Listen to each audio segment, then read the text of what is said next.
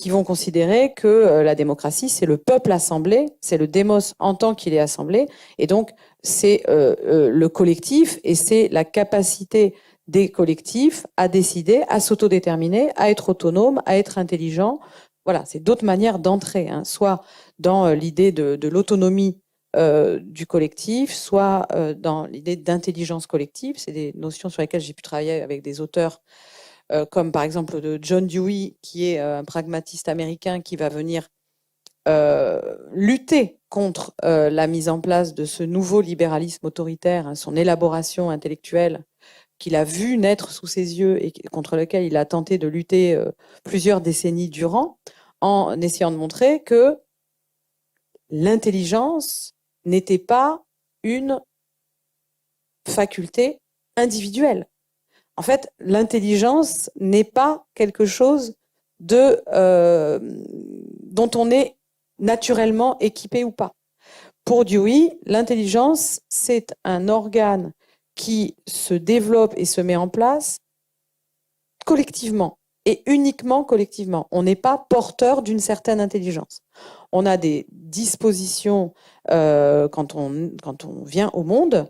On a toutes sortes de dispositions. On a des dispositions à parler. On a des dispositions à parler une multiplicité indéfinie de langues. On a des dispositions corporelles, etc. Mais en soi, on n'est pas déjà équipé d'une intelligence. L'intelligence n'est pas une faculté de l'individu. L'intelligence, ça suppose tout un ensemble d'actes socialisés, ça suppose une organisation sociale. Et c'est par l'interlocution, par l'interaction, par l'attention conjointe et collective à des connexions entre les moyens et les fins, etc., que se développe quelque chose comme l'intelligence. Donc il n'y a d'intelligence que collective, et c'est particulièrement vrai pour l'espèce humaine. Un être humain seul ne peut pas développer d'intelligence, tout simplement.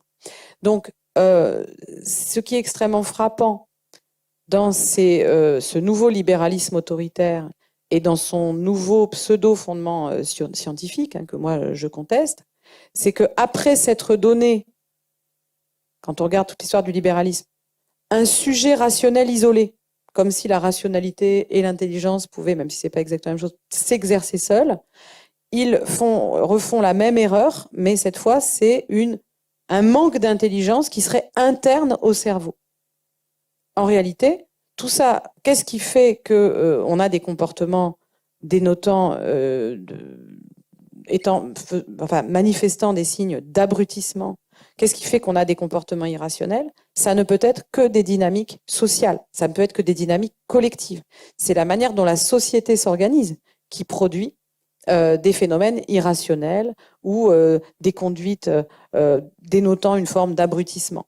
Ce n'est pas évidemment interne au cerveau. Donc cette approche naturalisante au mauvais sens du terme, où on aurait en fait la capacité à régler ces questions en se centrant sur un cerveau isolé et en faisant comme si l'intelligence, la rationalité étaient des propriétés intrinsèques des cerveaux, est tout simplement extrêmement contestable sur le plan philosophique, sur le plan sociologique, sur le plan psychologique. On a toute une histoire intellectuelle qui nous permet de montrer qu'on a affaire là à des postulats extrêmement faibles.